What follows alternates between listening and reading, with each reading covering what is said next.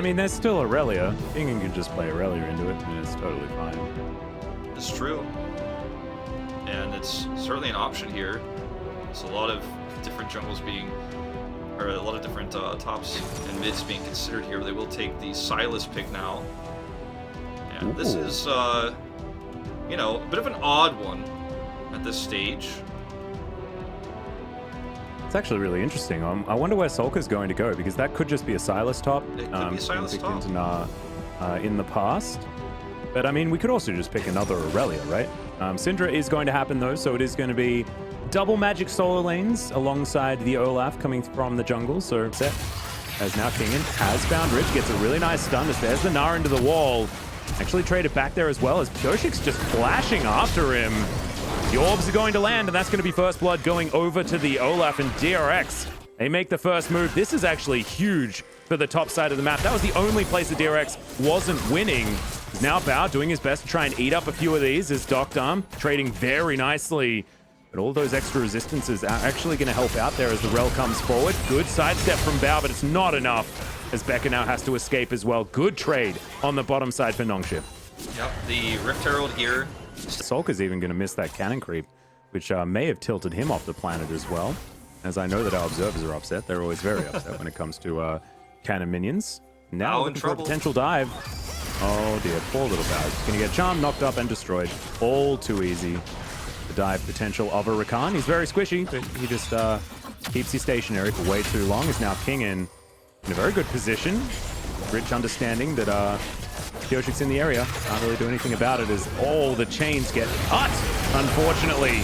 He dives on forward, and Kingan's easily able to pick up that kill. And Rich, I was singing his praises, but unfortunately didn't stay away for long enough. Yeah. And this is after Kingan's, might be even a third time. Yep. That's a big old Gnar into the wall, and Rich is well and truly dead. Pyoshik having a merry old jaunt towards the area as Rich does get some extra movement speed from the Hyper. Might actually have an opportunity, but there's a dash through, and that's just a waste of a flash.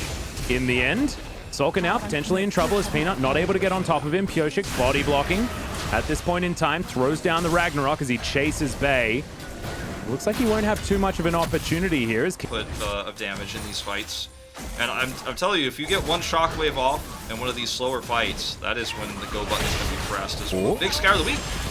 Yeah, there's a big engage coming through as well with the Magnet Storm, and that is a very dead Kai'Sa. So we've cast to curse him again, as Peanut also going to be falling down low. Ulti comes out from Samira, but Peanut's doing his best to try and escape, and Becca's going to be able to steal that one away with a Q. And DRX, they have one thing on their mind, and it's big and purple, and it gives them a pretty cool buff. Yeah, and with the pick onto Peanut, there's just no way to deny this. Bay is teasing that he might be able to try to take this away, but not going to happen. Just no way. If they had a spear or a smite, there would be a chance. I mean, they're still going to try to contest this. Rich is rotating over. Yeah, Kingen actually trying to get over the wall. He's just doing his best to gatekeep, and they're now going to burst it down. Should be able to do so. Can they win an ensuing fight is going to be the question. Health bar disadvantage, but man advantage is pretty large, and DRX will just be able to freely disengage. Control ward here in this brush. Pyoshik going to get rid of it as Rich just desperately trying to chase after them, but that is... and Quad was actually in the mid lane, of course, now Solka, but now there's a team fight, and we've got a flash out, and the man that we were just talking about is going to be taken down. Bay's going to be followed, though, as Bao gets the ulti, but not able to find too much value outside of the one kill.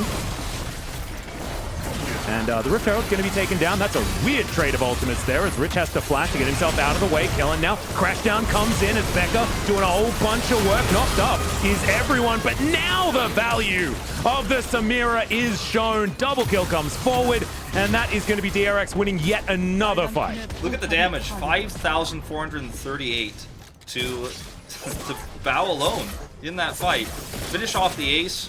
It's going to obviously be a turret, perhaps even two. Drake is available, so DRX is going to grab that one back here, Pyoshik. But the composition that they're running, when you have these incredibly even trades, the damage output still goes in the kill trade. That's when, you know, you're going to have these pop-off ultimates here. You get the S rank and just zoom into the back of the fight and do insane amounts of damage. She has the iron or the Immortal Shield Bow. So watch this. It's going to be a little while before we get to that part where Bao pops off, but look at the scatter of the week here from Solka, and look at the health. He's actually sick, yeah. Yeah, and look at the health of everybody. You just pop R and push forward. Everybody's low on the side of Nongshim, so the stun into a kill trade is absolutely worth it. When the main damage is that weird interaction there. The main damage is going to be in the Samira. Like, you can't fight this even under turret anymore. Yeah, and gets another S rank and just decides that now is the time that they want to end the situation. I actually want to see what's happening in live. Peel off. I wanted to go for a 50-50. Becca thought he had positional advantages. There's a three-man shockwave into the backline. Rich, though, only finds one with the Gnar, as it is going to be the Narelle going down first, and now Kingen, he gets a big old Gnar into the backline. Also, Pioshik keeping himself alive as Bao trying to get to that S, and he gets there. Manages to take down only one, though, as this fight has been split off. Still 4 members of Nongshim are alive. Triple kill now for the Kai'Sa, but still not able to fight against Bao here, who's now one man against the world. Dokdam is dead, but I don't know whether there's going to be enough for him to 1 versus 3, as my god, the amount of lifesteal he has is just ludicrous, but still, it's a 1 fight for Nongshim.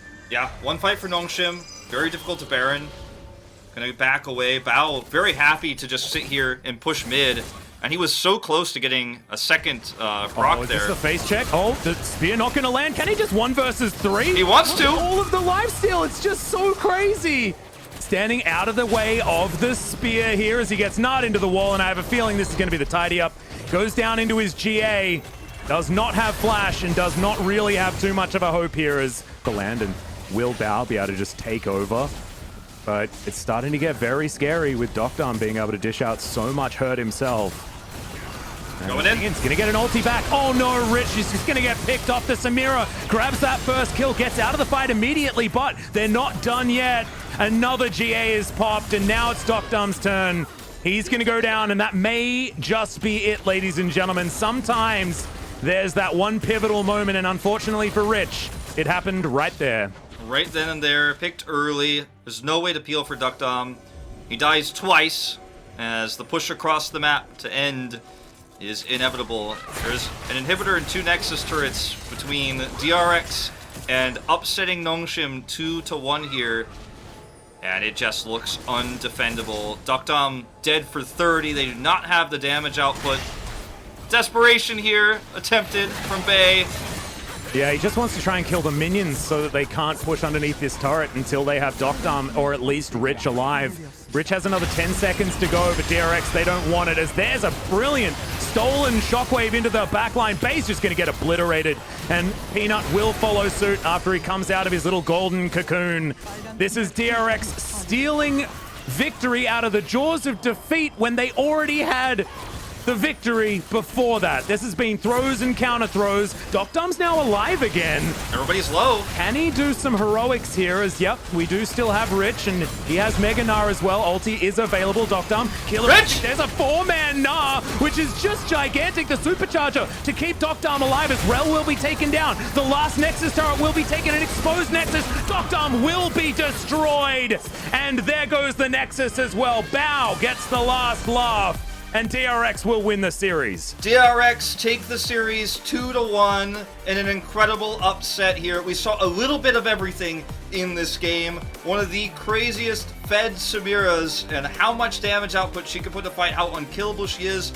And that was just after Pioshik's 1 game of Udyr. Might be the only game we ever see on the Udyr, which would make me sad. But again, another snipe pick prepared. It was in the script, right? We knew it was very likely to come out in a series like this if they were down 0-1. And the DRX members look relieved. They are exhausted more than they are happy.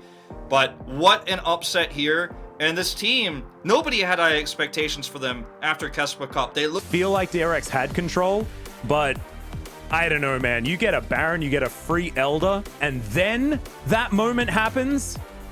Now, I feel for Rich. I know there's probably a lot of people saying like Narkek W in the chat and things like that, but that was a game that Nongshim had at that moment, and then he just was out of position, and that's not Gnar's fault, right? Like that's a player positioning error.